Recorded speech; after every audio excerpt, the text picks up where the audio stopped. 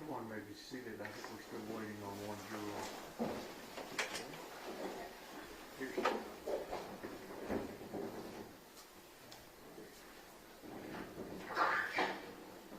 Good morning. We are ready to proceed, ladies and gentlemen. This witness has been previously sworn to testify truthfully. Who is this? Mr. Ferrara.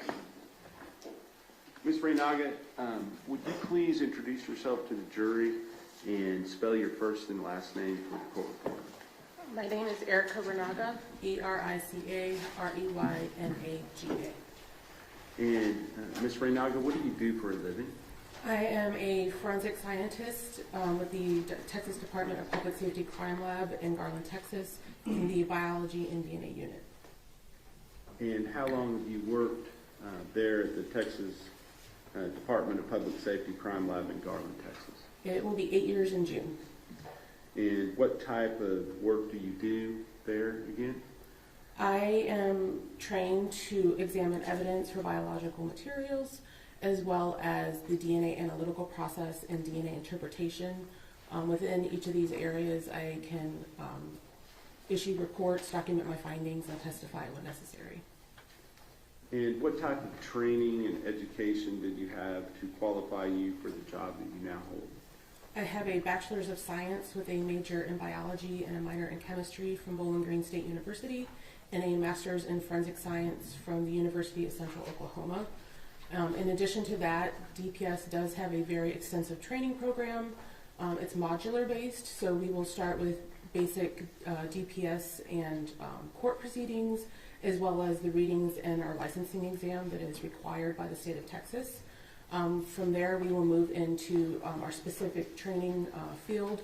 I started with screening, and then we, as the years moved on, I added on to that with the analytical and interpretation processes.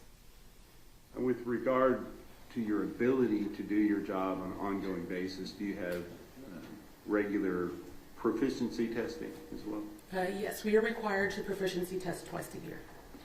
Now, the lab itself, is that lab accredited by some organization? Yes, we are accredited by the American National Standards Institute National Accreditation Board to international and FBI standards. And are they also recognized accredited lab with the Texas Forensic Science Commission? Yes. Now, with regard to when a case comes into your lab, is that case given a specific number assigned to it to help track the evidence through the laboratory procedures? Yes. Can you explain how that takes place? Once the agency brings in the evidence to our evidence receiving section, they will enter they will open a case within our laboratory information management system, and it gets its own unique case number. So for our lab, the first three are letters, so GAR for Garland, because that is where the case originated within the DPS system. And then it will be the year and month, a 4-digit series, and then followed by that is the case for that year, just chronologically, how many cases we've gotten in the year. May I approach the witness, Your Honor? Yes, sir.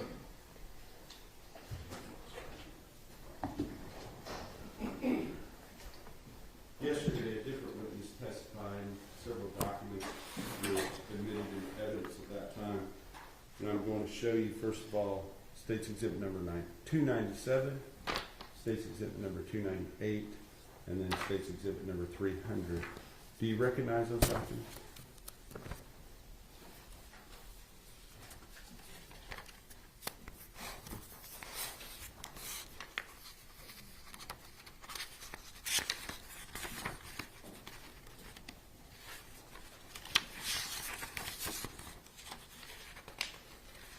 You don't have to look through every page, but just as far as looking at the outer document, does it appear to be associated with the same case that you're testifying today? Your Honor, I would prefer that you look through it. That's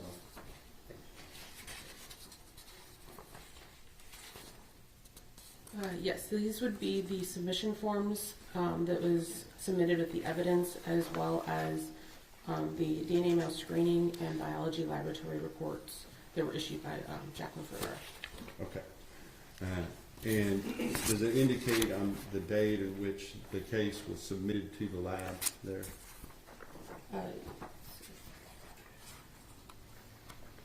Yes, this would be the date that this evidence was submitted. Okay. And for purposes of the record, is that 2/21/23? Yes. Okay.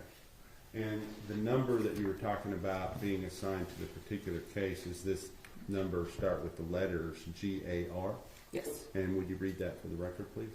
The case number is GAR-2302-02863. And would that number be associated with any lab reports or any work that is done on this case throughout the entire process? Yes. How do you make sure that that takes place when you work on a specific piece of evidence? So when an analyst gets the evidence to analyze it initially, they will look at the evidence and make sure that the case number, as well as any identifiers that are agency related, match what we have in our system with the submission form. As they work their case, they will also add our case number as well as their initials and date for when they worked the case. Any samples that are cut or collected will get its own unique item number, and our agency case number will be associated with that as well, and that's through the entire process. So for examination of the evidence, as well as the analytical process and the interpretation process. And so for tracking purposes, if a certain item is given a certain number, and then a sample is taken from that item and then sent further in the process, and maybe that is further divided, how is that documented through the process? So we have an outer item of packaging, say it's 01. Any samples or items within that packaging will be 0101, 0102, so on and so forth.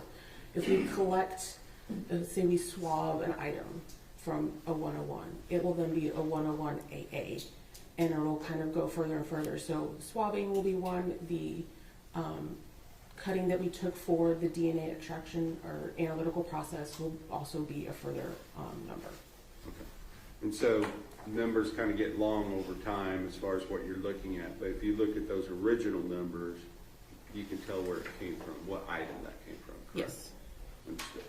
All right, so as far as you personally, have you ever testified as in the area of DNA comparison and the analytics that go with it? Yes. Here in courts in the state of Texas? Yes. And about approximately how many times have you testified before? About 25 times. Okay. And specifically in this case, are you familiar with this case, the GAR 2302-02863 that we just showed the jury? Yes.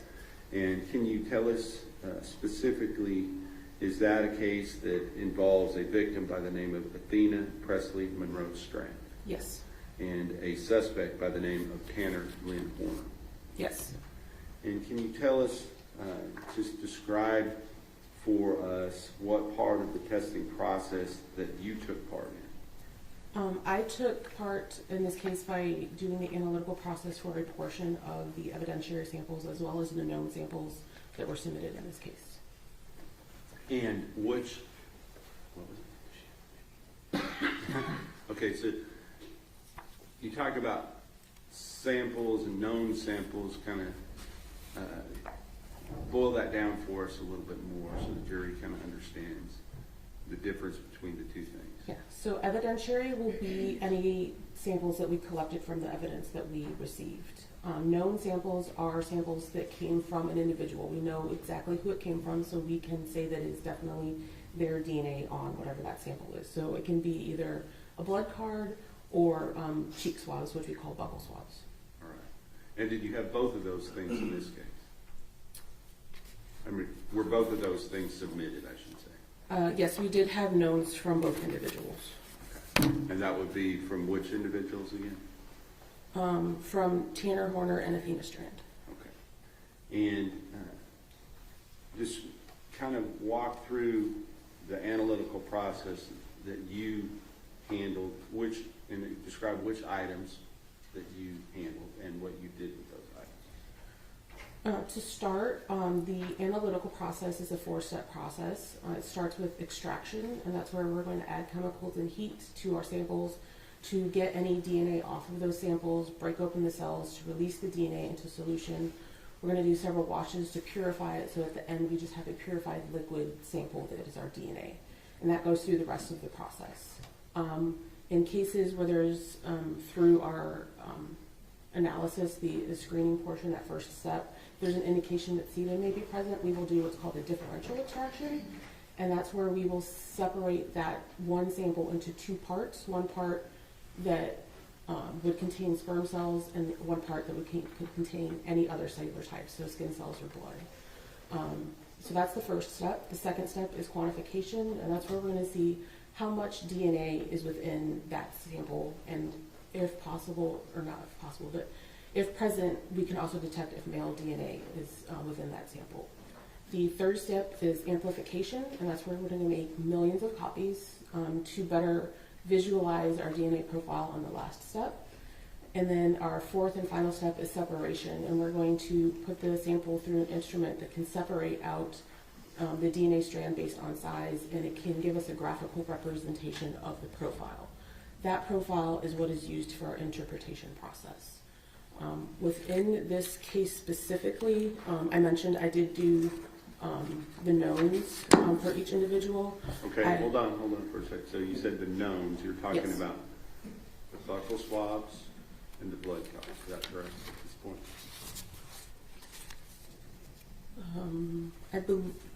I believe it, yes. I believe that was a blood card and buccal swabs. Okay.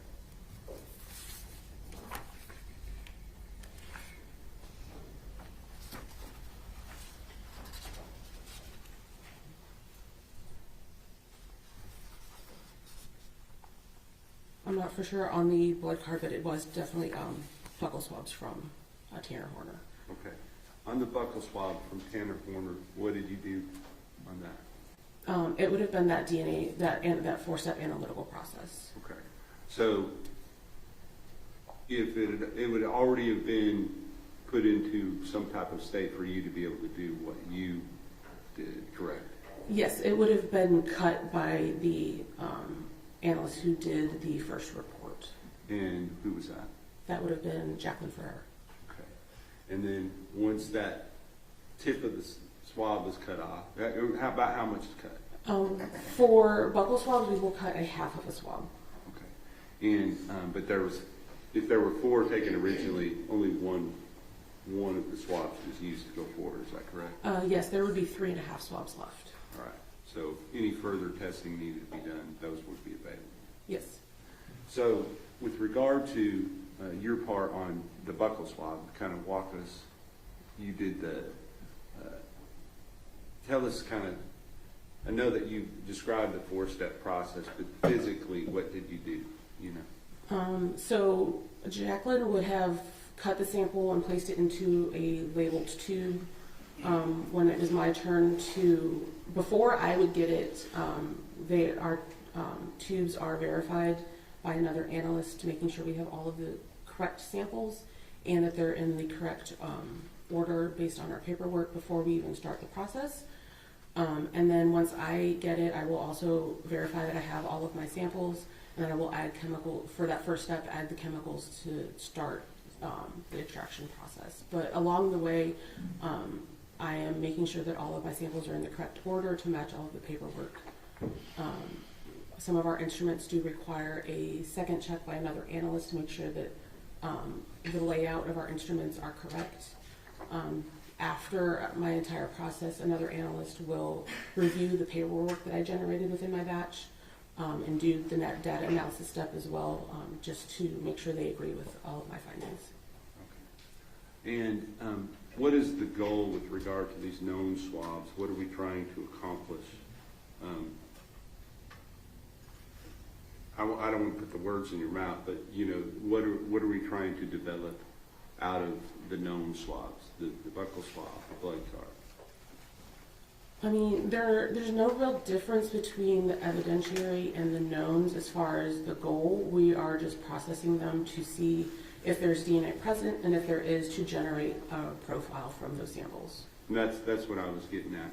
So based upon the known swabs, are you able to then generate a specific profile that goes one with the suspect, Tanner Horner, based upon the buccal swab, and then one with the victim, Athena Strand, based upon the blood card? Yes, the samples, the profiles generated from those, we would know came from those individuals. Okay. And then are those profiles used to compare with profiles that are developed off of evidentiary items? Yes, that is our interpretation process. Okay, gotcha. So what other than the buccal swabs, what items other than the buccal swabs did you participate in this analytical process for? The evidentiary samples that I processed in this case were the sperm cell and epithelial cell fraction from the vaginal swabs. Okay. And that would have been something that was submitted and initially looked at by Jacqueline Ferrara, is that correct? Yes. And what would she have done prior to you looking at that? She would have done our male screening process, so taking a small cutting, doing a quick extraction to see if there's any male DNA present. If there is, then we will take half a cutting from each swab, if there's only two, to go through the traditional DNA process. And so was that done with regard to the swab? You did that particular thing with regard to just one of the sets of swabs from Yes. the sexual assault kit, correct? Yes, she would have cut just the vaginal swabs from the kit. And what did you do with that item? You said you processed it like you did the buccal swabs? It went through the differential process that I spoke of earlier, but all 4 steps are the same. We just do them separately from, all the evidentiary samples get done separately from all of our known samples. And if I were to show you, Yes.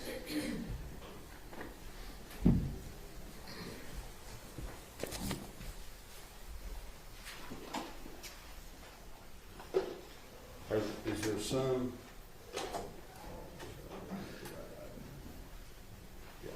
Is there some markings on what has been admitted as State's Exhibit number 270, the same kit?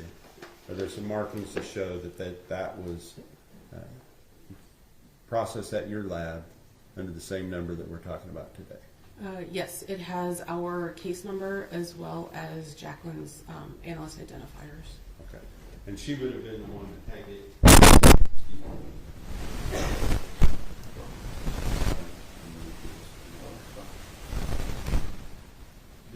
She would have been the one to take the swab out of here and do the cutting before it happened.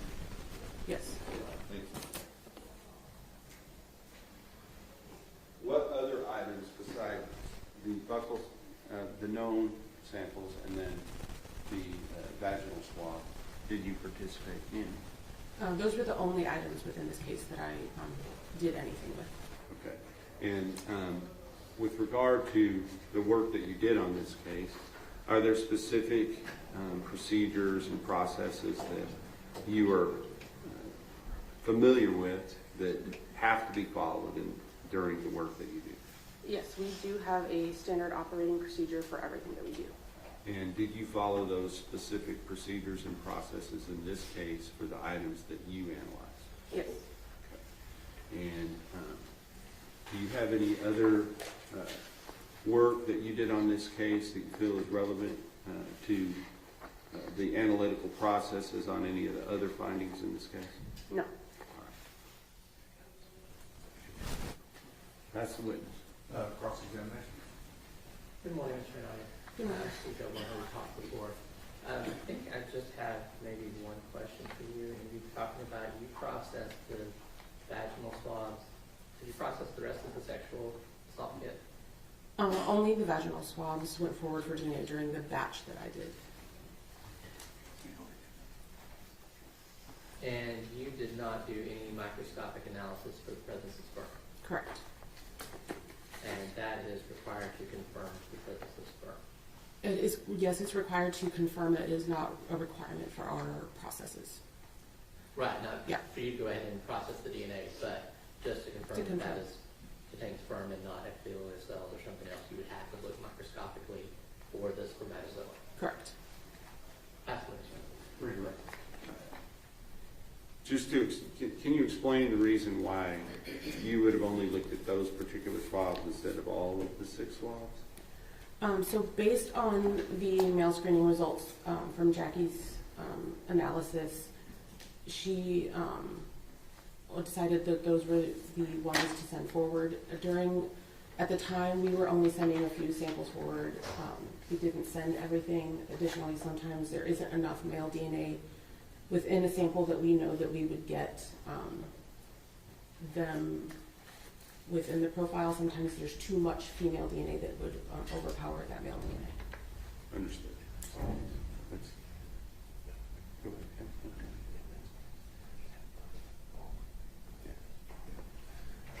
And are there, if initially you send some stuff forward, is it able to then make the decision to go ahead and send everything forward that can be tested?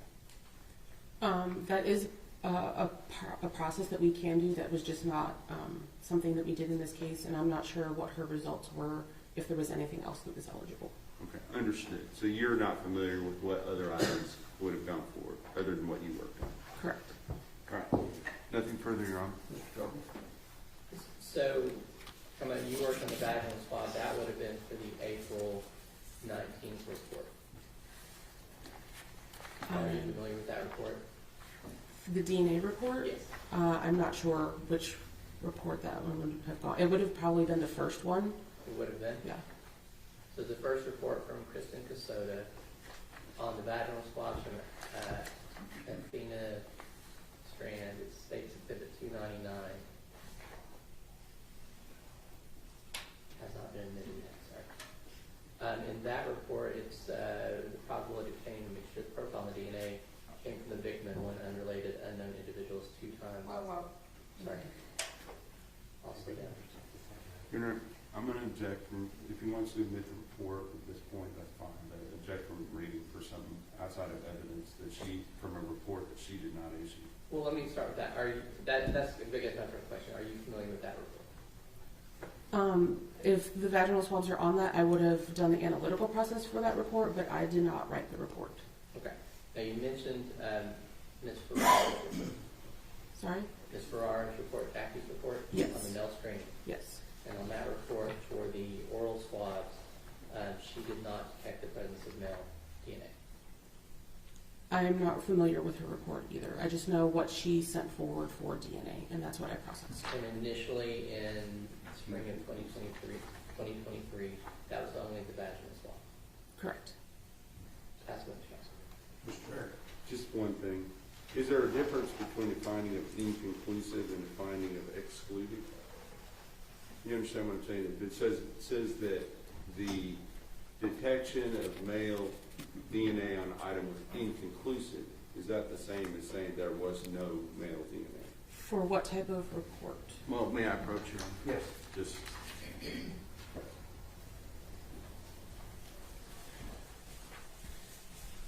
I'm going to show you what's already been admitted into evidence that states exhibit number 298. Now, this does not pertain to the vaginal swabs. It pertains to the oral swabs. But with regard to the finding on there, it was classified as what? This is for the DNA male screening laboratory report. The oral swabs, the detection of male DNA on this item was inconclusive, utilizing the Plexer HY quantification kit due to the low male quantification value. So for this report, we are not doing any type of comparisons. So we are not making an inclusion or exclusionary statement. This is based strictly on quantification results from that male screening process. So this indicates that male DNA was detected, but based on that quantification value, it was not eligible to send forward for our traditional DNA process. Thank you. No further questions, Your Honor. Mr. Garland?